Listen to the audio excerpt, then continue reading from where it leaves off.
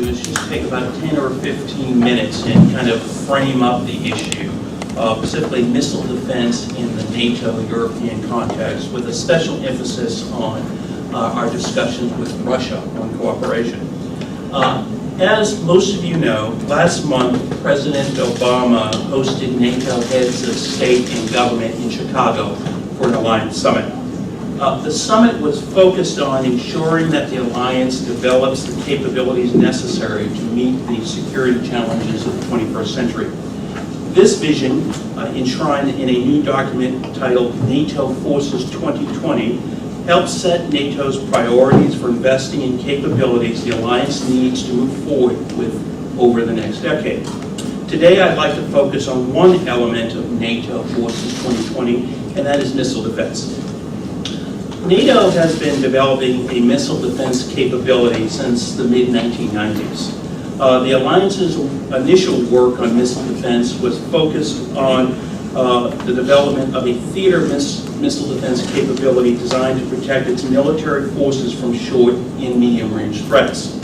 However, over the past decade, the alliance thinking on missile defense began to evolve from a system focused on defense of just military forces to one focused on defending the territory and population centers as well as military forces. There are a couple of key milestones that chart the evolution of alliance thinking on missile defense. The first is the 2002 Prague Summit. The Prague Summit in 2002 initiated the NATO Missile Defense Feasibility Study to examine the options for protecting alliance territory and population centers against the full range of missile threats. So it was the first time the alliance had taken the official step at looking at defense of territory and population centers. Prior to that, it was just focused on defensive forces. The second milestone was the Bucharest Summit in 2008. The Bucharest Summit acknowledged the contribution of the previous administration's third site proposal to alliance security, but it did not, and I think it's important to emphasize, it did not endorse a NATO territorial missile defense. In the third, and I think in many ways one of the most important kind of pieces of the puzzle, was the announcement in September 2009 by President Obama of the European Phase Adaptive Approach, or EPAA. As most of you know, the EPAA consists of 4 phases designed to evolve as the missile threat from the Middle East evolves. Phase 1, in the 2011 timeframe, called for the deployment of Aegis ships in the Mediterranean and the deployment of a radar in southeastern Europe designed to protect U.S. forces and friends and allies against short and medium-range threats. As many of you know, last year with the deployment of the USS Monterey and the deployment of an ANTP-2 radar in Turkey, Phase 1 is complete. Phase 2 in the 2015 timeframe calls for several new capabilities. First, we will see the introduction of what we call a land-based version of the SM-3 missile in Romania, and that agreement was signed and ratified last year. Secondly, we will see the evolution of a new version of the SM-3 missile, the SM-3 Block 1B, which will give the missile capability to deal with more sophisticated threats. Like Phase 1, Phase 2 is designed to deal with short and medium-range ballistic missile threats from the Middle East. Phase 3, in the 2018 timeframe, you start to see the evolution of some new capabilities. First, you have a second land-based SM-3 site, which will be deployed in Poland. But more importantly, you will see the introduction of a new missile, the SM-3 Block 2A, which we are currently co-developing with Japan, which will give us the capability of dealing with intermediate range threats to Europe. And then finally, in Phase 4, in the 2020 timeframe, we will have the deployment of a new version of the SM3. I always like to say a good, better, and even better version of the SM3, the SM3 Block 2B, which will give us capability to deal with some types of long-range threats capable of reaching to the United States, number one. And two, will enhance our capability to deal with intermediate range threats to Europe. In laying out the announcement, President Obama also indicated that the United States planned to make U.S. EPAA assets available to NATO as a U.S. National contribution to a future alliance missile defense capability. At the NATO Lisbon Summit in November 2010, alliance heads of state and government agreed to the following three things. First, they agreed to develop a missile defense capability to defend alliance territory and population centers. That's a first. Two, they agreed to upgrade the NATO Active Layer Theater Ballistic Missile Defense Command and Control System, as we like to say, ALT-BMD, to allow that system to conduct the territorial missile defense mission. And thirdly, they welcomed the EPAA as a U.S. national contribution to the eventual NATO system. With regards to the cost, about what is NATO contributing, I think it's important to note that NATO is committed through the development of the Theater Missile Defense Command and Control System, as well as the upgrades to that system for territorial missile defense, almost $1 billion for missile defense. So I think there's a lot of questions here. What are the allies providing? Well, I think it's really important that the alliance as a whole is spending almost $1 billion, probably more depending on how you factor that in. And that's not counting the individual potential contributions from other nations. Shortly after the conclusion of the Lisbon Summit in November of 2010, the alliance began the hard work to make the NATO missile defense system a reality. In Chicago last month, NATO announced that it had now achieved an interim ballistic missile defense capability, the first implementation of the Lisbon Commitment. This means that the alliance has initiated an operationally meaningful standing peacetime ballistic missile defense mission similar to other missions.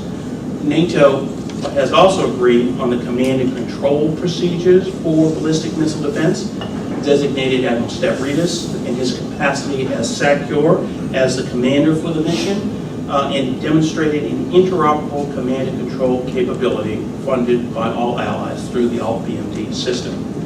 Now that the alliance is declaring this capability, the United States will offer its EPAA assets to the alliance as a voluntary national contribution to this mission, and will welcome contributions from other allies. These policy objectives are explicitly stated in the 2010 Ballistic Missile Defense Review. For example, in Chicago, the President announced that he had directed the transfer of the ANTPY-2 radar deployed in Turkey to NATO operational control. This follows our standard practice. The United States routinely transfers operational control of U.S. defense capabilities to NATO, including for our efforts in Afghanistan, Libya, in Kosovo, and elsewhere in Europe. As with any national contribution, the U.S. reserves the right to transfer assets back to national control if necessary. As you know, the EPAA also relies on ballistic missile defense capable Aegis ships. While the President at Chicago announced the immediate transfer of the radar in Turkey, command and control authority over BMD-capable ships will only be transferred to NATO when required in a crisis. The reason for this is Aegis ships perform other missions besides missile defense. This week, I think last month's announcement made clear that while we still have additional work to do on the NATO missile defense capability, we are making good progress. And there's still a lot of work to do. But again, I think NATO has come a long way since the late 1990s when they were work was focused solely on defense forces, and they've evolved in a way to deal with threat to territory and population centers. Let me now briefly say a few things about missile defense cooperation with Russia. President Obama, like most of his recent predecessors, has made missile defense cooperation a key priority. Over the past several years, the United States has had a robust dialogue with Russia on missile defense cooperation, both bilaterally and at NATO. Let me talk a little bit about some of the things we've been doing bilaterally, and then I'll talk about the work at NATO. The U.S. bilateral track with Russia has basically been conducted through two channels. The first channel, my boss, well, she's not my boss anymore, but Undersecretary Tauscher, former Undersecretary Tauscher, who used to be my boss, but we have a saying, it's kind of like when you work for Ellen, once you're in the mafia, you never get out, so I still refer to her as my boss. But she has the lead through the Arms Control and International Security Working Group of the bilateral U.S.-Russia bilateral commission to work with her foreign ministry counterpart on the policy issues associated with missile defense cooperation.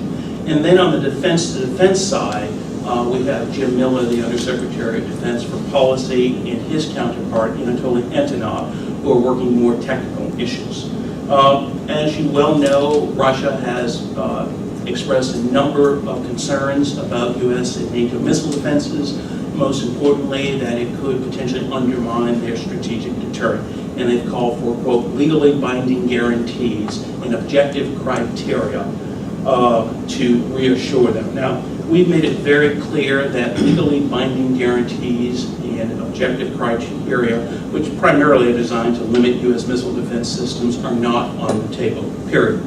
But what we are prepared to do is to work with the Russians in a cooperative manner to provide them the insight that they need, number one. And two, I think we really do believe that as time evolves, we will face a very similar threat mutually from ballistic missiles. Now, what we have done on the bilateral basis has laid out 3 or 4 key projects to kind of kickstart cooperation. The first is the completion of the Defense Technology Cooperation Agreement. Now, if you are going to have any type of cooperation with Russia in the defense area, you need to have a legal mechanism to allow you to exchange information. There is no current legal mechanism that we have to exchange information. Now, I think it's important to note that negotiation on the defense technology cooperation began in 2004 in the previous administration, and it's not just focused on missile defense, but cooperation writ large, across a number of areas. So, one, the Defense Technology Cooperation Agreement to facilitate the exchange of information. Two, as I mentioned just previously, the Russians have indicated that they are concerned about the potential impact of our missile defenses on their strategic deterrent. We reject that idea for a number of reasons, but we said to the Russians, okay, we understand your concerns. Why don't we do some joint modeling and simulation, and we can show our capabilities, what we think they do, and you can provide your thoughts. The third issue that we have talked about, and I think a very good pragmatic approach, is the establishment of 2 NATO-Russia centers. The first center would be focused on data exchange with regard from sensor data. One of the things where we have some disagreements with our Russian colleagues is over the issue of the threat from the Middle East. And we said, well, let's establish one center that shares data information, sensor information, and we can compare. So that's one. And secondly, a second center focused on planning and operations. Now, we've made it very clear that we will not have a joint system with Russia. NATO will be responsible for protecting NATO, and Russia will be responsible for protecting Russia. But there could be situations where we might want to have a coordinated defense.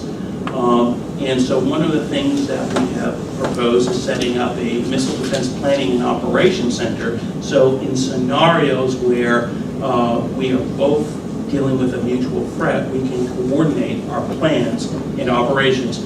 And secondly, and more importantly with this would provide the Russians more insight into kind of our planning procedures so they can get a better understanding as to what our missile defenses are directed against and what they are not directed against.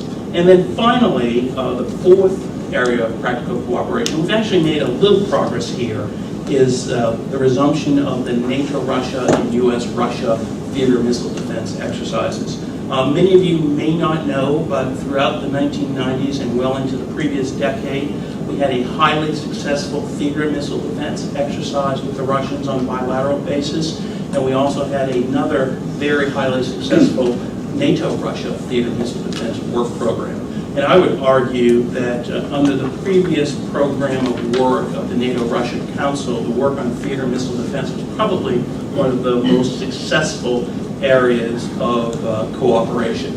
And just to note that in the run-up to the Chicago summit, we were able to have the first NATO-Russia theater missile defense exercise in 4 years. So that's a little bit of progress.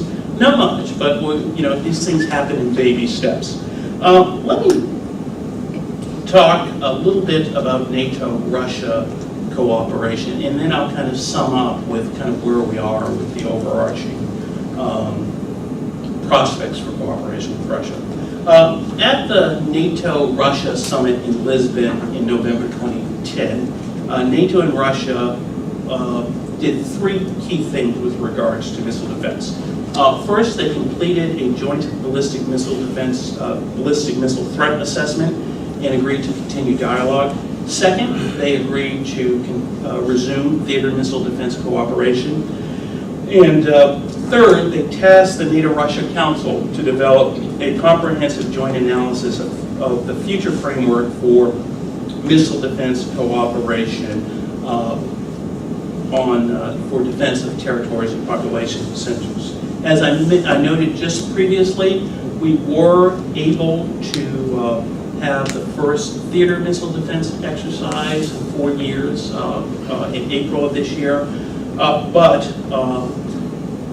other work on NATO-Russia missile defense has stalled over Russia's desire for legally binding guarantees.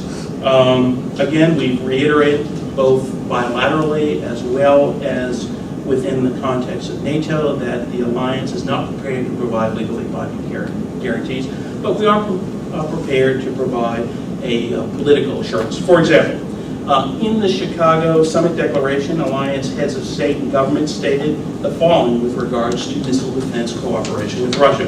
They said, quote, "Given our shared interest with Russia, we remain committed to cooperation on missile defense in the spirit of mutual trust and reciprocity, such as the recent NATO-Russia theater missile defense exercise. NATO missile defenses are not directed against Russia and will not undermine Russia's strategic deterrence capabilities. NATO missile defense is intended to defend against potential threats emanating from outside the Euro-Atlantic region." End quote. That said, I think it's unlikely that you're going to see any movement on missile defense cooperation between the United States and Russia, and NATO and Russia, between now and the U.S. presidential election in November of this year. That said, I think it's important to note that in their June 18th joint statement in Los Cabos, Mexico, Presidents Obama and Putin agreed that, quote, "Despite differences in assessments, we have agreed to continue a joint search for solutions to the challenges in the field of missile defense," end quote. So, in conclusion, I think the Chicago summit was focused on ensuring that NATO has the necessary capabilities to meet the challenges of the 21st century. I think the declaration of interim capability for missile defense and the successful show that shows that the alliance is making significant progress in this area, though there's a lot more work that will be required to bring the system up to full operational capability. Finally, while no major progress has been made with regards to missile defense cooperation with Russia, this remains a priority for President Obama, for NATO alliance heads of state in government, and we are continuing our discussions with the hopes of narrowing our differences. So thank you very much, and I look forward to your questions.